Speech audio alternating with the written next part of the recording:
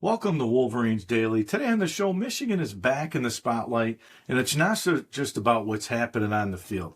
I break down a key off-the-field hire that has everyone talking, plus the addition of a longtime NFL scout that's bringing big-time experience to Ann Arbor. We'll dive into Michigan heating up on the recruiting trail with a key defensive back target and wrap things up. I figured it's midweek.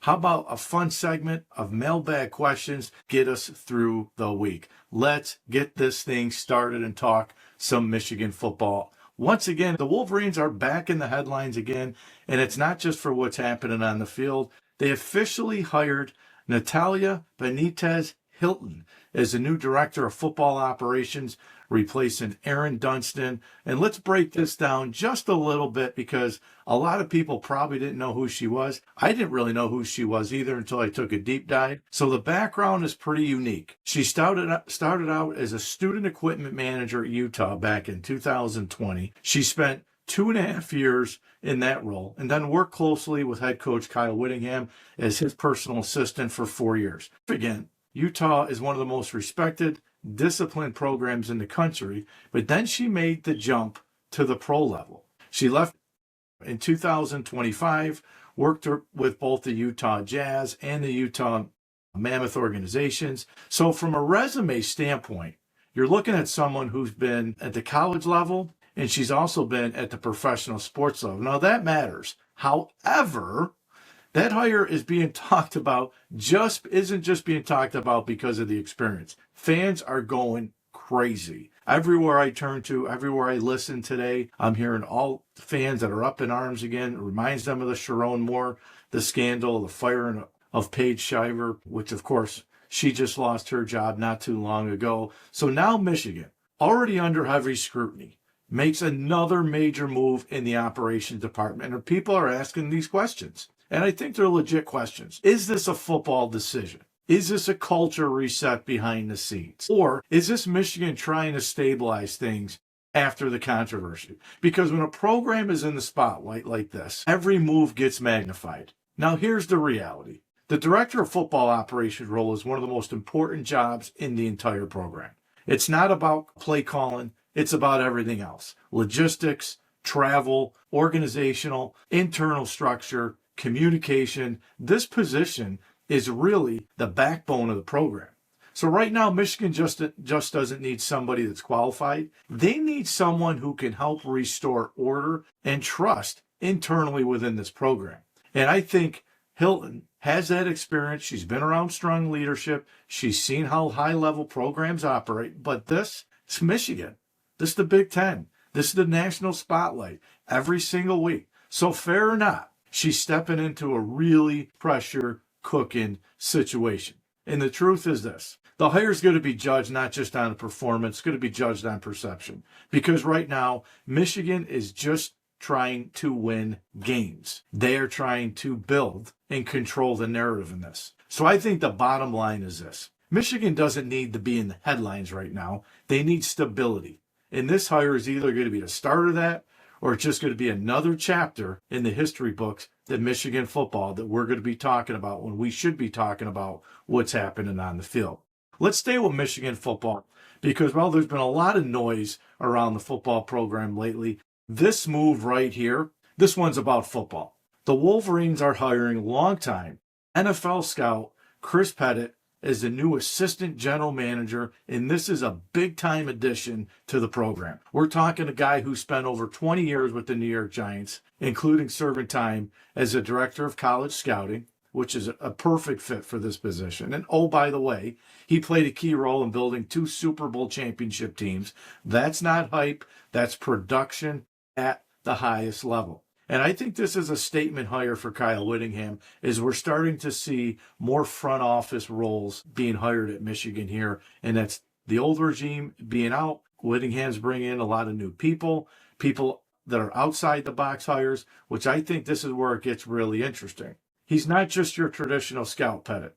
He's also the co-founder and COO of Scout Smarter AI, which is a cutting-edge platform that's built by NFL executives that uses data, analytics, AI to evaluate talent. They compare players and even project performance. This is new. So what does this mean for Michigan? It's not just about recruiting anymore. They're evolving. They're getting bigger. They're thinking outside the box. Now, here's the best thing. I think you pair Pettit with GM Dave Pelican, who came over earlier in the year, which I talked about on a prior show. Pelican brings over 20 years of experience at Notre Dame and has deep ties in recruiting and player development. And it doesn't stop here. They've also added Skylar Fan, who's been described as an up-and-coming superstar in the profession in the world of recruiting, coming over from USC. So now you have, and think about this, NFL-level scouting expertise, AI-driven evaluation tools, elite recruiting strategy.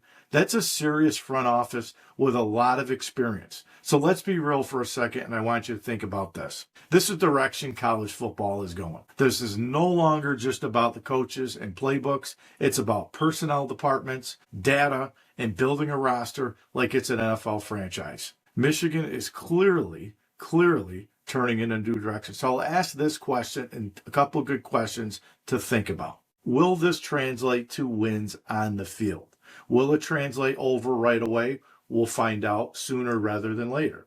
Will this give Michigan a real edge in the recruiting battles? Because on paper, these are home run hires, I think, for Michigan. But we've seen that Michigan doesn't need to make moves. They need results. And if Michigan gets this right, they're not just keeping up with college football. I think there's a really good opportunity to Michigan to help redefine how this thing moves going forward for the Wolverines. In the heating trail, recruiting is picking up steam. Michigan doesn't have a lot of 2027 commits, but I want to talk about this right now because don't get this twisted. Things are really starting to heat up in Ann Arbor from a recruiting standpoint. They're now predicted to land Las Vegas athlete Maxwell Miles, who's a three-star prospect out of Centennial High School, and this is a recruiting shift. This is a new paradigm. Miles is listed as an athlete, but make no mistake, this is a defensive back. They need defensive backs here at Michigan. They're very low on 2027 commits. He's got size, length, all the physical tools that Michigan loves in the secondary, and that's where this gets interesting. Michigan's only offered him back March 21st, which was right after he visited campus. And since that moment, we've seen it kind of flip a little bit. And as I stated on a prior show, if Michigan can get these athletes to the university, and I think during spring football is huge to get these guys on campus. If you can get them to campus, the tools, the facility, the resources, they can really swing and change the momentum of some of these recruits that they can have the opportunity to flip to Michigan. Because before Michigan entered the picture, it was Minnesota and UNLV were in the mix. But once Michigan came calling, everything completely changed. Now, it all comes down to relationships. Again, said this in a prior segment. Safety coach Tyler Stockton has been recruiting Miles going all the way back to his time when he was at Boise State. And that trust matters. The familiarity with building relationships. And now that he's in Ann Arbor, this position that he's in,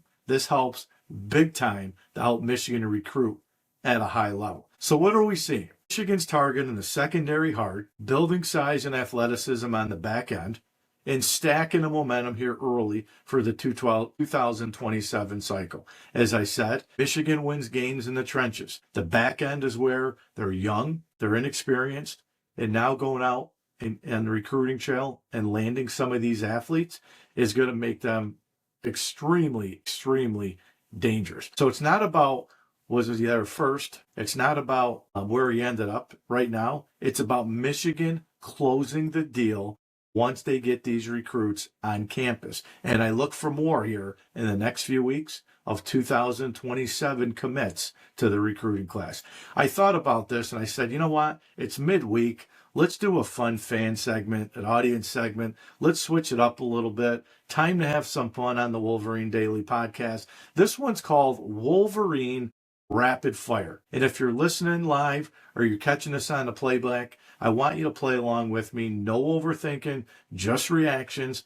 Put your responses in the comment box, and I'll go back and pull them up in the next show and see if we can answer some of these. So the first question I have for everybody, if you could bring back one Michigan player in their prime with this current team, who are you taking? Is it Charles Woodson? so you can lock them down on one side of the field, move them around, put them on offense? Is it Tom Brady leading the offense? Or are you going with a guy like Desmond Howard, one of my all-time favorite Michigan players, that has a game-breaking playability? So think about that. You can bring back one player in their prime with this current team.